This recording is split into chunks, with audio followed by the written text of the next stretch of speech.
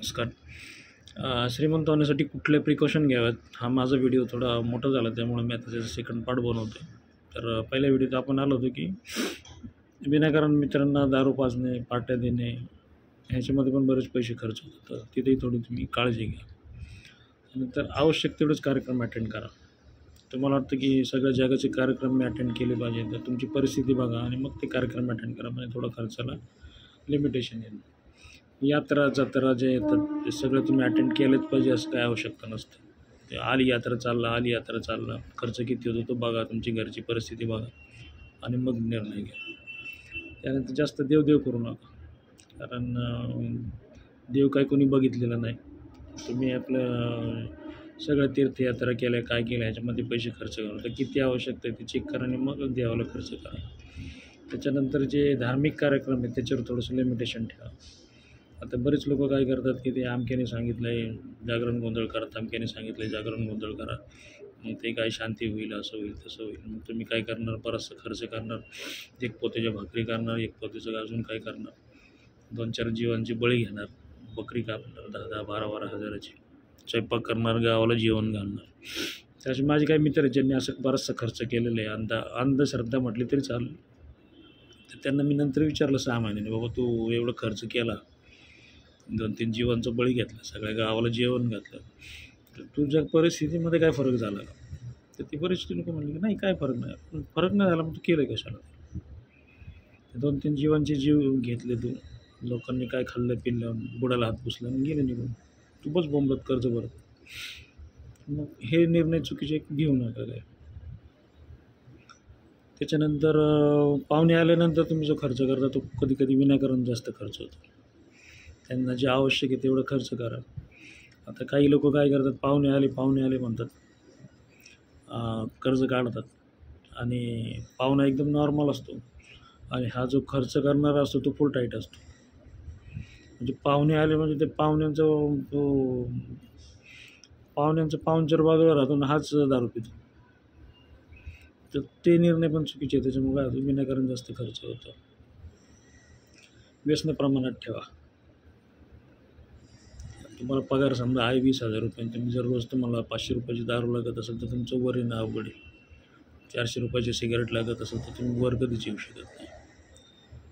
त्यानंतर प्रॅक्टिकल राहा आणि शक्यतो आता माणसाला वाईट वाटतं, अरे ते अमक्याचं लग्न झालं, मला नाही बोलवलं, मला नाही पत्रिका आली. तर नाही बोलवलं म्हणजे तुमच्यासाठी ते एक चांगलं आहे. का नाही बोलवलं, तुमचा खर्च वाचला, सुट्टी वाचली, जाण्या येण्याचे पैसे वाचले. तिथे जाऊन तुम्ही असं काय लाडूपेढी खाणार होतं. नाही बोलवलं. तर बरेचसे लोक आपल्या समाजात अशी आहेत की तुम्हाला विचारतात, ते मुलीचं लग्न कधी, मुलाचं लग्न कधी, मग आम्हाला बोलवा, मग आम्ही येऊ. आणि ह्यांच्या पोरांचे कधी लग्न झालं तुम्हाला पत्ता लागत नाही. हे ठराविक समाज असं आहे की ते फक्त त्यांचे 30-40 लोकांना बोलवतात, 30-40 लोकांना जीव घालतात आणि ते तुम्हाला विचारतात कधी येणं आम्ही येऊ का. तर असा हा समाज आहे. तर तुम्ही ते थोडंसं सावध राहा. पार्ट्या देऊ पण नका आणि घेऊ पण नका.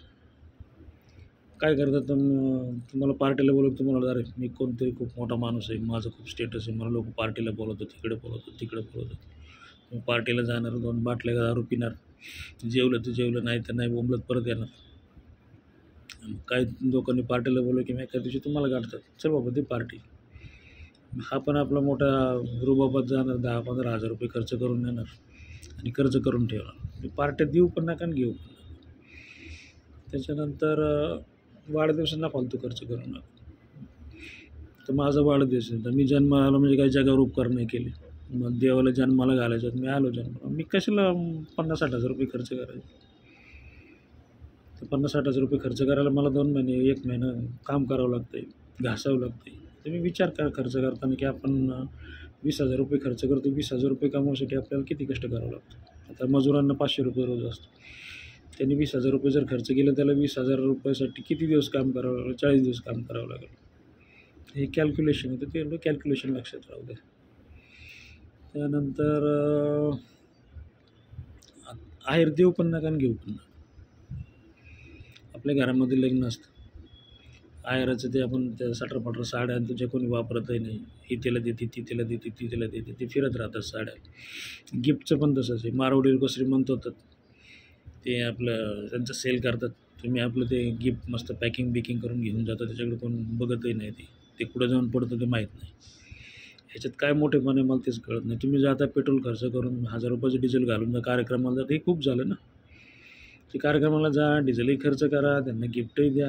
तुम्ही घेऊ पण नका ना. तुम्ही ते गिफ्ट घेऊन काय करणार तुम्ही? भिंतीवरची घड्याळ काय करायची घेऊन? गिफ्ट देऊ नका, घेऊ नका. हे सगळं मार्केटिंगचे धंदे आहेत, लोकांचे धंदे वाढावेत म्हणून हे सगळे प्रकार चालू झालेले आहेत. गिफ्ट आर्टिकलची दुकानं बघा कोणाची आहेत.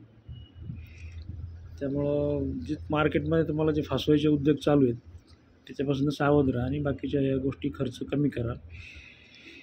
आणि घरातले जे मेंबर आहेत, त्यांचा वेळ जास्तीत जास्त कसा युटिलाइज होईल ह्याचा फायदा घ्या. मिसेस क्वालिफाईड असेल तर तिला कुठं जॉब वगैरे मिळतो का बघा. जॉब मिळाला तर तेवढंच वेळ पण चांगला जातो. बाकीचे म्हणजे गोष्टी सुचत नाहीत, काही मन रिकामं राहत नाही, इन्कम चालू होतं.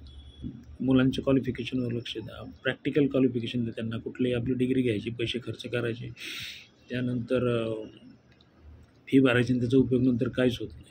तर असं काय करायला करू नका. तर मला तर जेवढं ज्या टिप्स सुचल्या त्या मी तुम्हाला सुचवल्यात.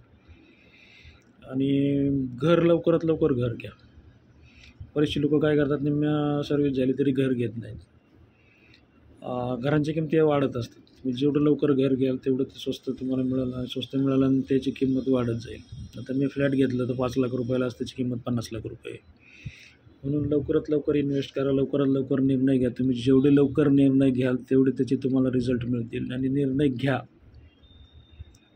निर्णय न घेणं म्हणजे तुमचं नुकसान आहे. मला जेवढं आता सांगता आलं ते सांगितलं मी. माझं चॅनल सबस्क्राईब करा. तुमचे काही विचार असतील मला कळवा, काही कमेंट असेल त्या कळवा, एखादं वाक्य चुकलं असेल तर ते पण सांगा.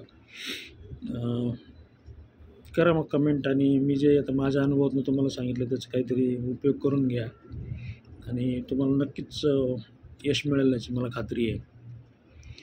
भेटूया मग पुढच्या व्हिडिओमध्ये. नमस्कार.